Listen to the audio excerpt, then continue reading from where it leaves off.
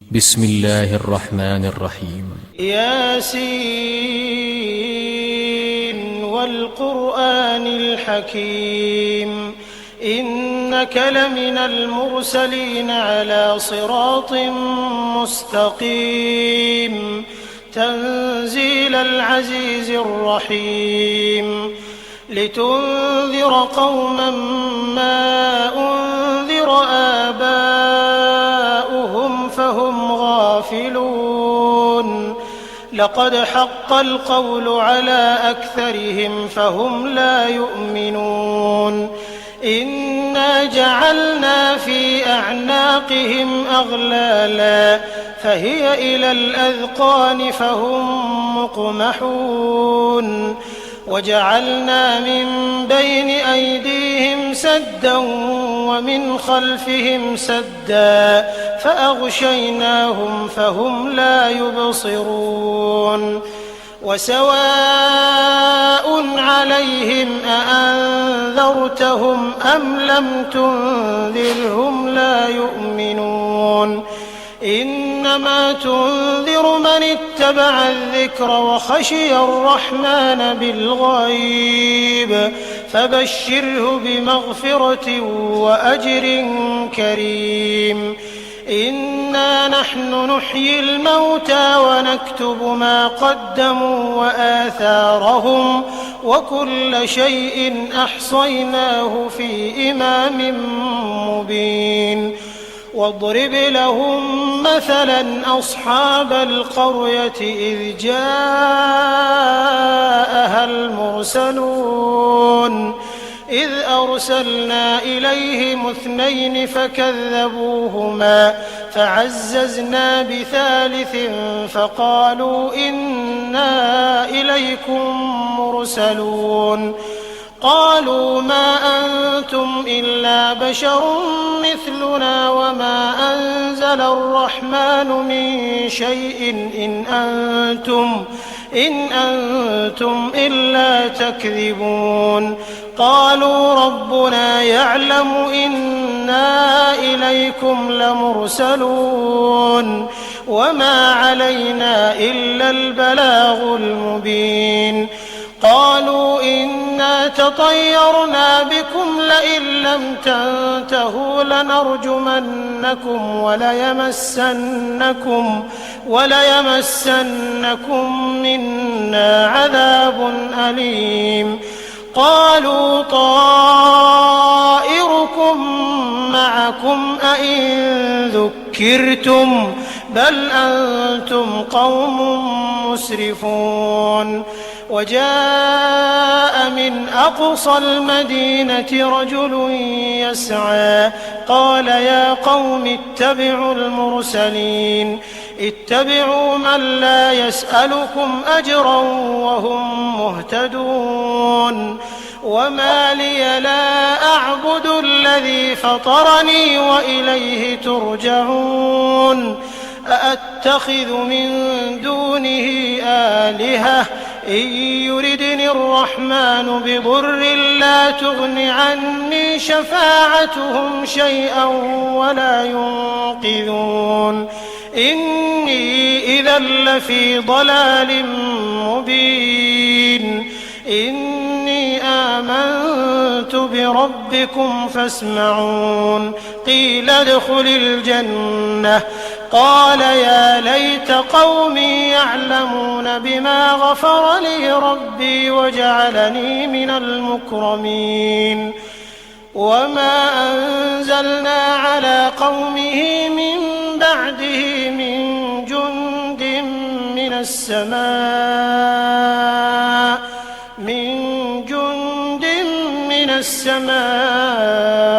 وما كنا منزلين إن كانت إلا صيحة واحدة فإذا هم خامدون يا حسرة على العباد ما يأتيهم من رسول إلا كانوا به يستهزئون ألم يروا كم أهلكنا قبلهم من القرون أن إنهم إليهم لا يرجعون وإن كل لما جميع لدينا محضرون وآية لهم الأرض الميتة أحييناها وأخرجنا منها حبا فمنه يأكلون وجعلنا فيها جنات من نخيل وأعناب وفجرنا فيها من العيون ليأكلوا من ثمره وما عملته أيديهم أفلا يشكرون سبحان الذي خلق الأزواج كلها مما تنبت الأرض ومن أنفسهم ومما لا يعلمون وآية لهم الليل نسلخ منه النهار فإذا هم مظلمون والشمس تجري لمستقر لها ذلك تقدير العزيز العليم والقمر قدرناه منازل حتى عاد كالعرجون القديم لا الشمس ينبغي لها أن تدرك القمر ولا الليل سابق النهار وكل في فلك يسبحون وآية لهم أنا حملنا ذريتهم في الفلك المشحون وخلقنا لهم من مثله ما يركبون وإن نشأ نغرقهم فلا صريخ لهم ولا هم ينقذون إلا رحمة منا ومتاعا إلى حين وإذا قيل لهم اتقوا ما بين أيديكم وما خلفكم لعلكم ترحمون وما تأتيهم من آية من آيات ربهم إلا كانوا عنها معرضين وإذا قيل لهم أنفقوا مما رزقكم الله قال الذين كفروا للذين آمنوا أنطعم من لو يشاء الله أطعمه إن أنتم إلا في ضلال مبين ويقولون متى هذا الوعد إن كنتم صادقين ما ينظرون إلا صيحة واحدة تأخذهم وهم يخصمون فلا يستطيعون توصية ولا إلى أهلهم يرجعون ونفخ في الصور فإذا هم من الأجداث إلى ربهم ينسلون قالوا يا ويلنا من بعثنا من مرقدنا هذا ما وعد الرحمن وصدق المرسلون إن كانت إلا صيحة واحدة فإذا هم جميع لدينا محضرون فاليوم لا تظلم نفس شيئا ولا تجزون إلا ما كنتم تعملون إن أصحاب الجنة اليوم في شغل فاكهون هم وأزواجهم في ظلال على الأرائك متكئون لهم فيها فاكهة ولهم ما يدعون سلام قولا من رب رحيم وامتازوا اليوم أيها المجرمون ألم أعهد إليكم يا بني آدم ألا تعبدوا الشيطان إنه لكم عدو مبين وأن اعبدوني هذا صراط مستقيم ولقد أضل منكم جبلا كثيرا أفلم تكونوا تعقلون هذه جهنم التي كنتم توعدون اصلوها اليوم بما كنتم تكفرون اليوم نختم على أفواههم وتكلمنا أيديهم وتشهد أرجلهم بما كانوا يكسبون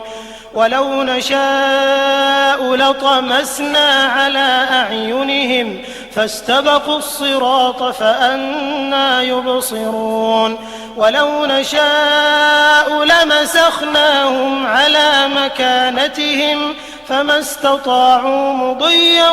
ولا يرجعون ومن نعمره ننكسه في الخلق أفلا يعقلون وما علمناه الشعر وما ينبغي له إن هو إلا ذكر وقرآن مبين لينذر من كان حيا ويحق القول على الكافرين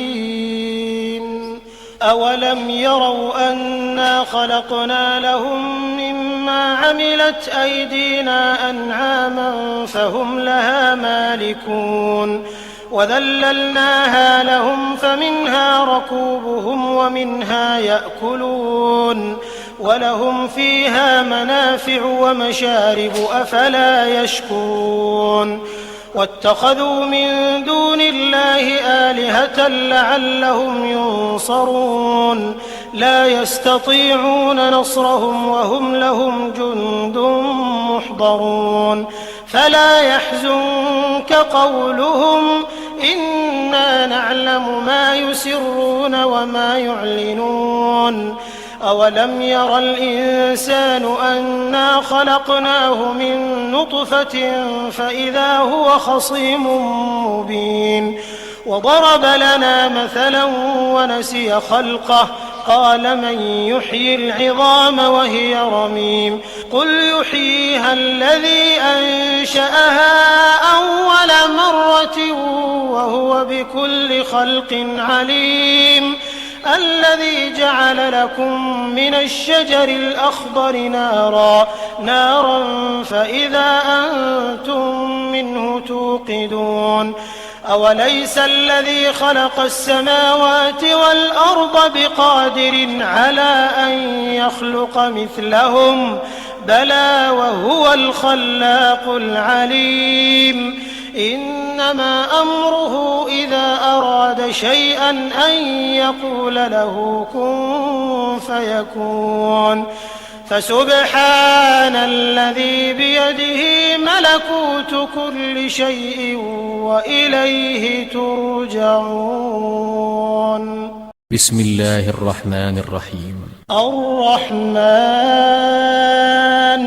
علم القرآن خلق الإنسان علمه البيان الشمس والقمر بحسبان والنجم والشجر يسجدان والسماء رفعها ووضع الميزان ألا تطغوا في الميزان وأقيموا الوزن بالقسط ولا تخسروا الميزان والأرض وضعها للأنام فيها فاكهة والنخل ذات الأكمام والحب ذو العصف والريحان فبأي آلاء ربكما تكذبان خلق الإنسان من صلصال كالفخار وخلق الجان من مارج من نار فبأي آلاء ربكما تكذبان رب المشرقين ورب المغربين فبأي آلاء ربكما تكذبان مرج البحرين يلتقيان بينهما برزخ لا يبغيان فبأي آلاء ربكما تكذبان يخرج منهما اللؤلؤ والمرجان فبأي آلاء ربكما تكذبان وله الجوار المنشآت في البحر كالأعلام فبأي آلاء ربكما تكذبان كل من عليها فان ويبقى وجه ربك ذو الجلال والإكرام فبأي آلاء ربكما تكذبان يسأله من في السماوات والأرض كل يوم هو في شأن فبأي آلاء ربكما تكذبان سنفرغ لكم أيها الثقلان فبأي آلاء ربكما تكذبان يا معشر الجن والإنس إن استطعتم أن تنفذوا من أقطار السماوات والأرض فانفذوا لا تنفذون إلا بسلطان فبأي آلاء ربكما تكذبان يرسل عليكما شواظ من نار ونحاس فلا تنتصران فبأي آلاء ربكما تكذبان فإذا انشقت السماء فكانت وردة كالدهان فبأي آلاء ربكما تكذبان فيومئذ لا يسأل عن ذنبه إنس ولا جان فبأي آلاء ربكما تكذبان يعرف المجرمون بسيماهم فيؤخذ بالنواصي والأقدام فبأي آلاء ربكما تكذبان هذه جهنم التي يكذب بها المجرمون يطوفون بينها وبين حميم آن فبأي آلاء ربكما تكذبان ولمن خاف مقام ربه جنتان فبأي آلاء ربكما تكذبان ذواتا أفنان فبأي آلاء ربكما تكذبان فيهما عينان تجريان فبأي آلاء ربكما تكذبان فيهما من كل فاكهة زوجان فبأي آلاء ربكما تكذبان متكئين على فرش بطائنها من استبرق وجنى الجنتين دان فبأي آلاء ربكما تكذبان فيهن قاصرات الطرف لم يطمثهن إنس قبلهم ولا جان فبأي آلاء ربكما تكذبان كأنهن الياقوت والمرجان فبأي آلاء ربكما تكذبان هل جزاء الإحسان إلا الإحسان فبأي آلاء ربكما تكذبان ومن دون دونهما جنتان فبأي آلاء ربكما تكذبان مدهامتان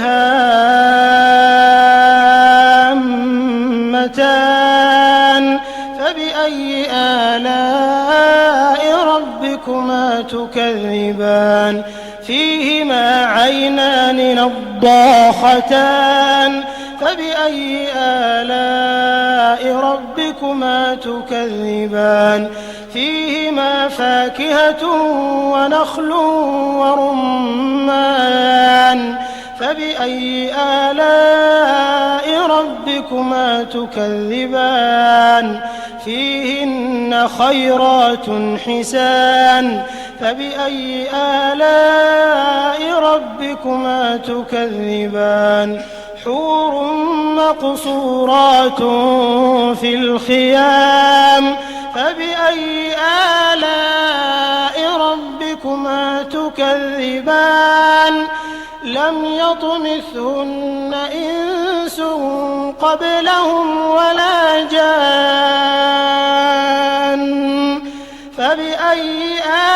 آلاء ربكما تكذبان متكئين على رفرف خضر وعبقري حسان فبأي آلاء ربكما تكذبان تبارك اسم ربك ذي الجلال والإكرام. بسم الله الرحمن الرحيم. إذا وقعت الواقعة ليس لوقعتها كاذبة خافضة رافعة إذا رجت الأرض رجا وبست الجبال بسا فكانت هباء منبثا وكنتم أزواجا ثلاثة فأصحاب الميمنة ما أصحاب الميمنة وأصحاب المشأمة ما أصحاب المشأمة والسابقون السابقون أولئك المقربون في جنات النعيم ثلة من الأولين وقليل من الآخرين على سرر موضونة متكئين عليها متقابلين يطوف عليهم ولدان مخلدون بأكواب وأباريق وكأس من معين لا يصدعون عنها ولا ينزفون وفاكهة مما يتخيرون ولحم طير مما يشتهون وحور عين كأمثال اللؤلؤ المكنون جزاء بما كانوا يعملون لا يسمعون فيها لغوا ولا تأثيما إلا قيلا سلاما سلاما وأصحاب اليمين ما أصحاب اليمين في سدر مخضود وطلح منضود وظل ممدود وماء مسكوب وفاكهة كثيرة لا مقطوعة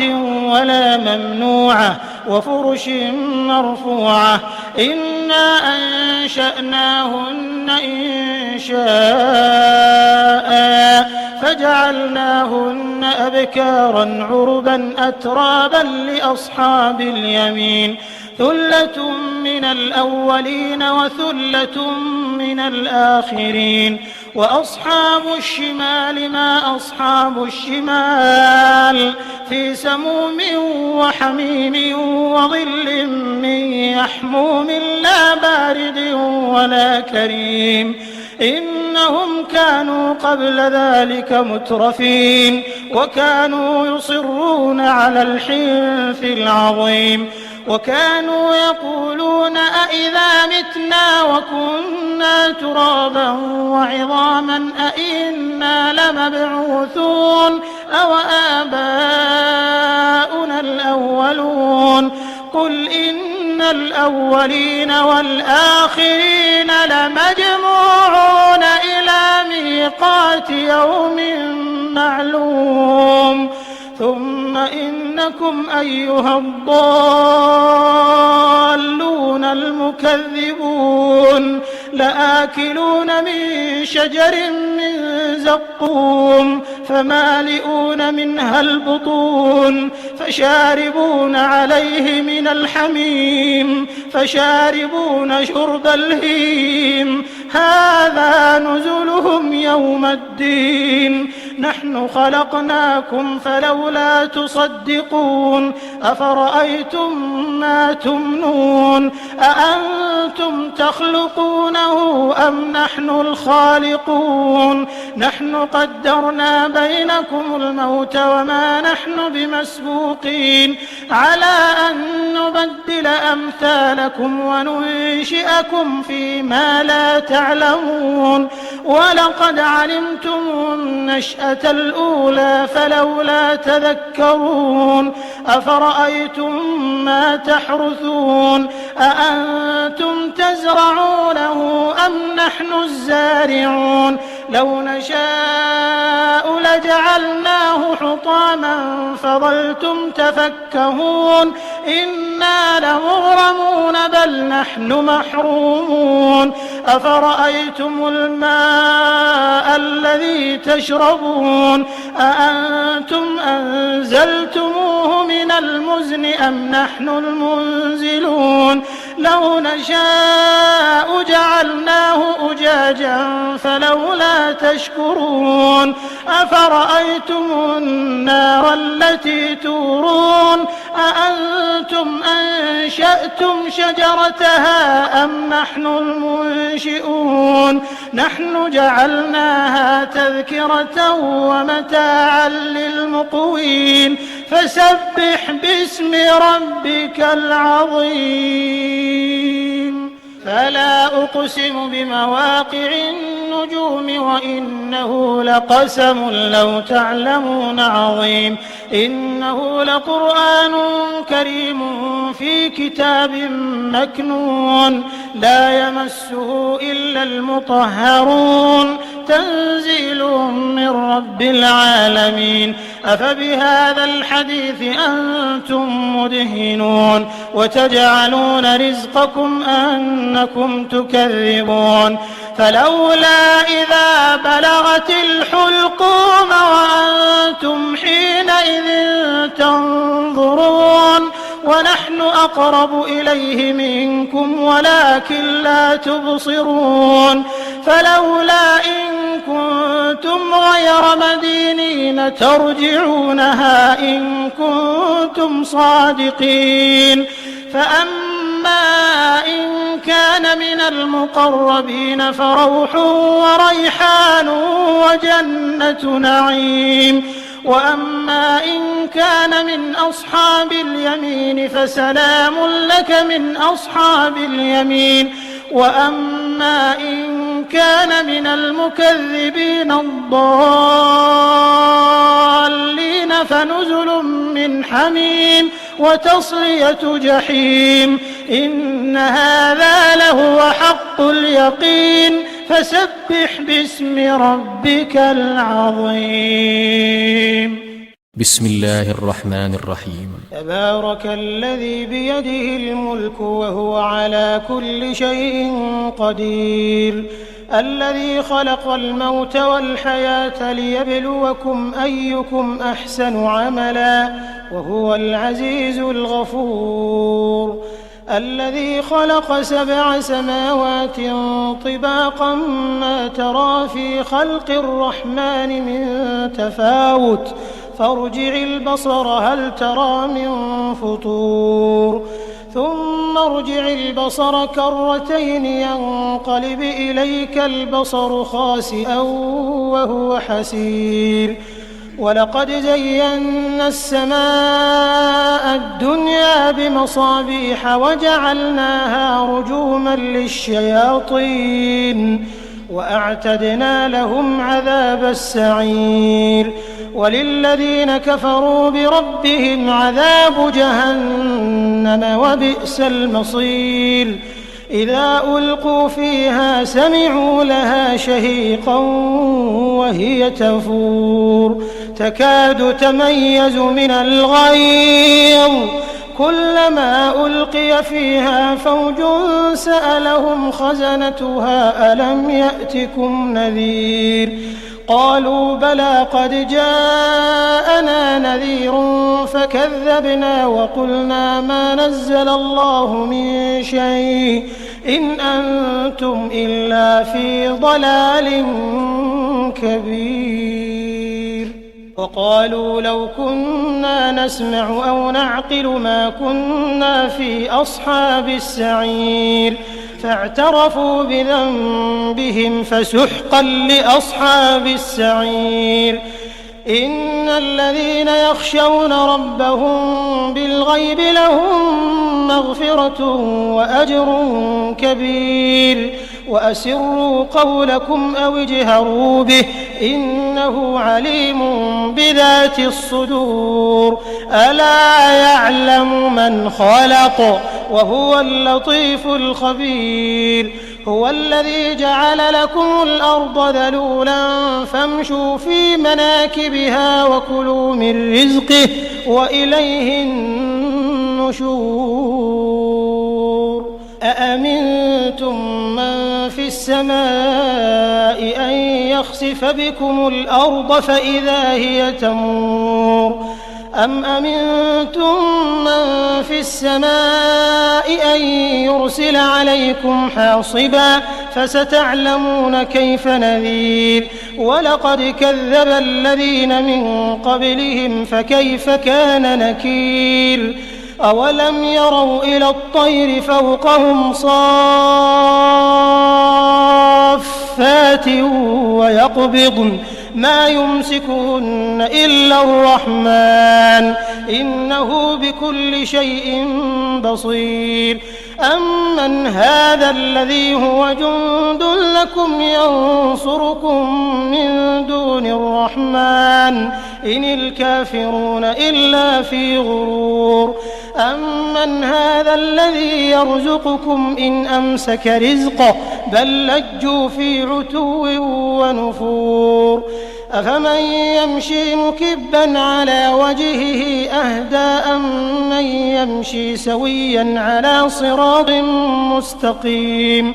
قل هو الذي أنشأكم وجعل لكم السمع والأبصار والأفئدة قليلا ما تشكرون قل هو الذي ذرأكم في الأرض وإليه تحشرون ويقولون متى هذا الوعد إن كنتم صادقين قل إنما العلم عند الله وإنما أنا نذير مبين فلما رأوه زلفة سيئت وجوه الذين كفروا وقيل هذا الذي كنتم به تدعون قل أرأيتم إن أهلكني الله ومن معي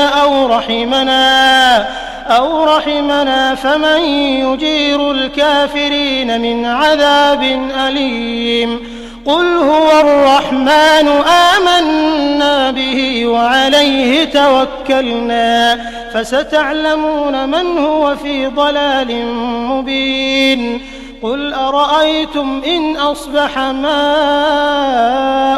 غورا فمن يأتيكم بماء